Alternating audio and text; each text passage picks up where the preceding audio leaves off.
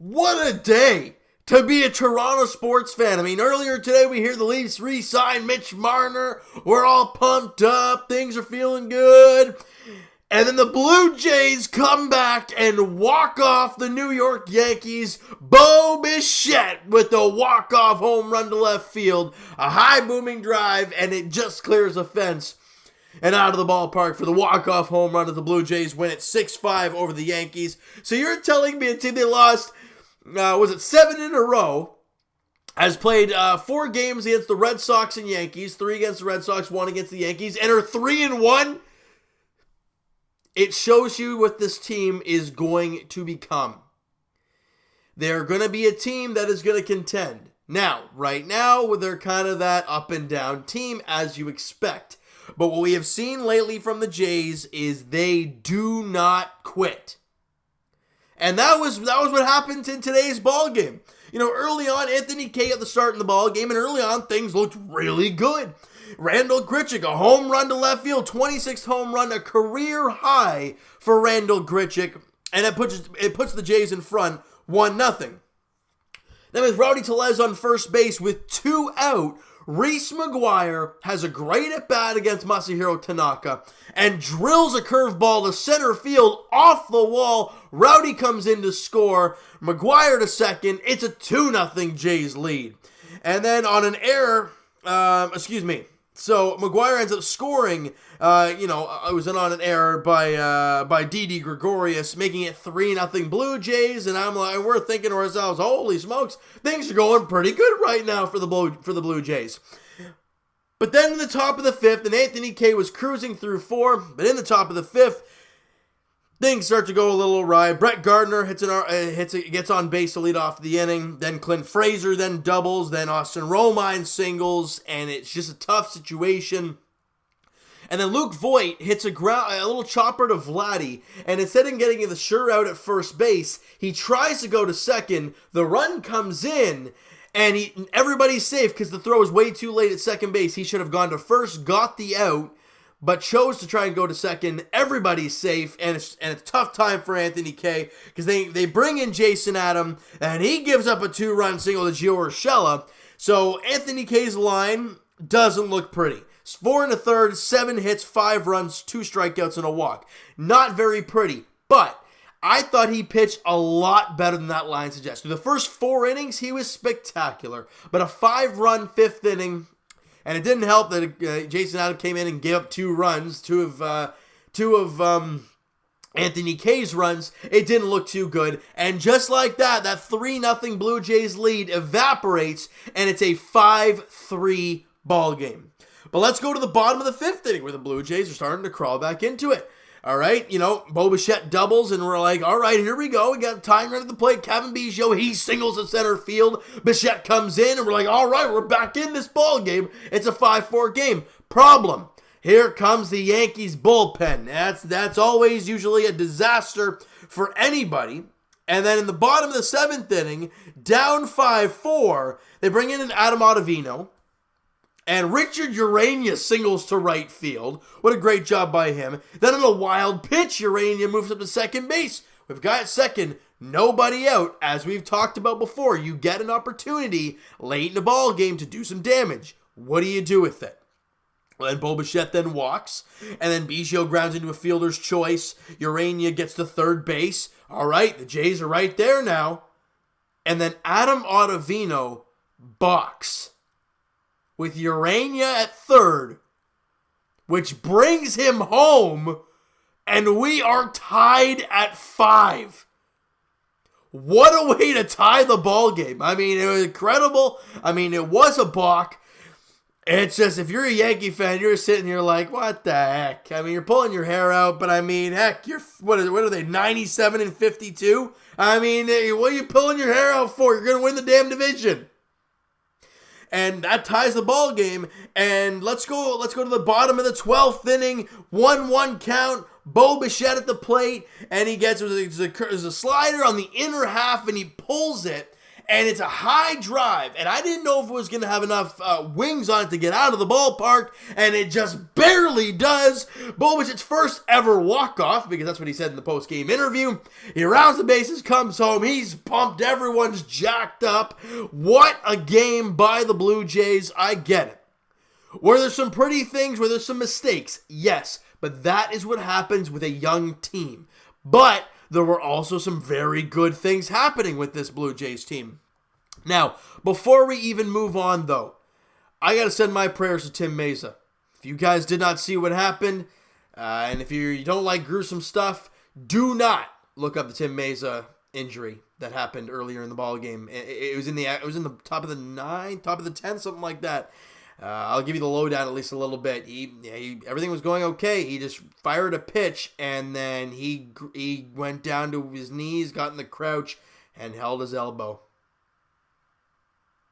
Anybody who knows baseball knows when the pitcher is in serious pain in his elbow, that's a disaster waiting to happen. You can see the emotion on the Blue Jays player's face. Even Tim Mayza's crying because he thinks, oh God, this could be Tommy John. My career could be over. He doesn't know at this point. And you see Kevin Biggio down in the crouch, covering his face like, ugh. And it's dead silence at Rogers Center. The commentators were like, oh no. No. You never like to see that. All the prayers to Tim Mayza, hoping it's not what we all think it is. And just fingers crossed that it's not as bad as we all think, and that he comes back healthy and is ready to go. Maybe not this year, I don't think, but just hoping it's not too serious for Tim Mayza. But let's get to some positives, all right? Other than the negative that happened, let's get to positives. And positives for sure, Bo Bichette. Other than the home run that he had, he went 3 for 5, scored 2 runs, had an RBI, and walked. And his average back up to 313 for Bo Bichette. That home run that he had today was home run number 11 on the year for him. I mean, Bo Bichette continues to impress us like crazy day in, day out. Kevin Biggio, who's been playing a lot better lately, has another good ball game. After a couple strikeouts to start his game, he ends up going 2 for 5 with an RBI. Great to see for him. He's hitting 223 on the year, bringing that average up there, Biggio. Good to see for the young fella getting the job done. And Vladimir Guerrero Jr. is continuing to struggle.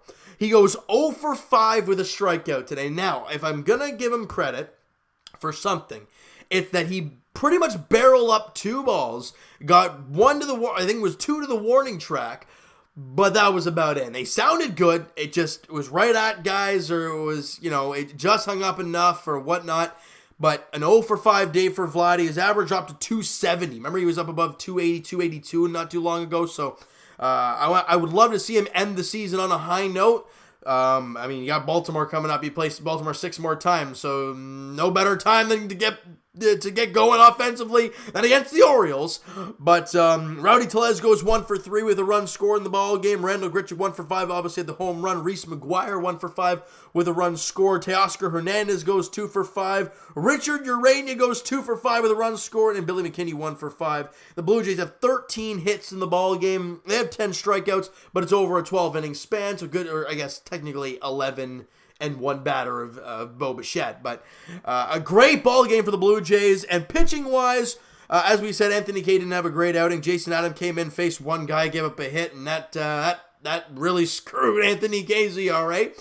Buddy Boshiers goes out, throw 2/3 of an inning, walks a guy, doesn't give up a run, though. And Sam Gaviglio does a great job in his 2 innings, gives up 1 hit, 1 walk, and a couple strikeouts. Derek Law continues to throw the ball extremely well. He went an inning, didn't allow a hit, didn't walk a batter, and had a strikeout. Ken Giles with a clean inning, obviously with a walk, but that was nothing else doing there for him. Good job there. And, of course, Tim Mayza walks a batter, but then leaves with that horrific injury. And that was that. Ryan Tepera goes a clean inning, no hits, no walks, and the Jays had a great bullpen day. They did an amazing job. And Wilmer Font, I mean, this guy is going to be back next year, and I'm excited. He has revitalized himself as a Blue Jay. Watching him out there in the 11th and the 12th inning, making the Yankees look silly, Aaron Judge came off the bench, and did you see that hook he threw him to strike him out? That was nasty. It was at the top part of the zone, and it was a 12-6, and it dropped just below the strike zone. A perfect curveball, and he went 2 innings, didn't allow a hit, didn't walk a batter, and struck out 3. Wilmer Font picks up the victory. He's 3-2 on the season, and his ERA as a Blue Jay is 3.60. He's done an incredible job with this Blue Jays team, and the confidence that he has right now is absolutely through the roof. And it's great to see for Wilmer Font. The last run he gave up was against Atlanta, but that was when he went that's when he pitched. What was it?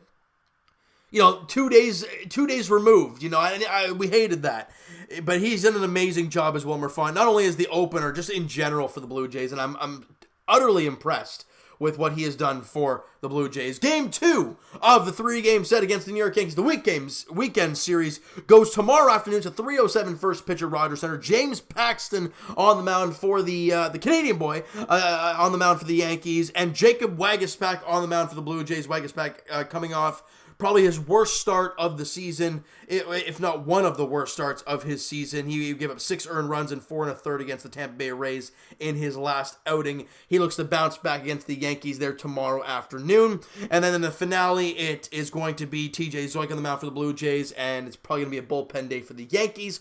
All right, so you know what, guys? That is going to do it for this one. If you guys enjoyed this video and you guys enjoyed today as a Toronto sports fan, with Marner signing, the Blue Jays walking off, smack that like button to appreciate that.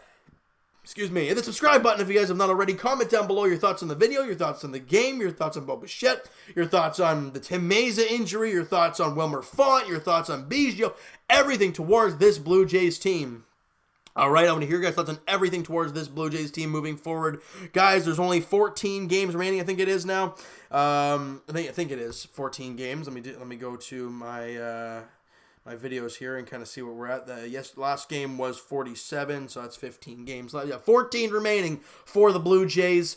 And look, they're winding down. They've won 3 of their last 4 games, 2 against the Red Sox, 1 against the Yankees. Look, if you can win against your division, you're going to go a long way. Now, ideally, it's the latter half of the year, and they've locked up their division, and the Red Sox are out of the playoffs, so it's not really a big race kind of going on right now, but nonetheless, they've done an amazing job lately. I'm so proud of the Leafs and what they've done.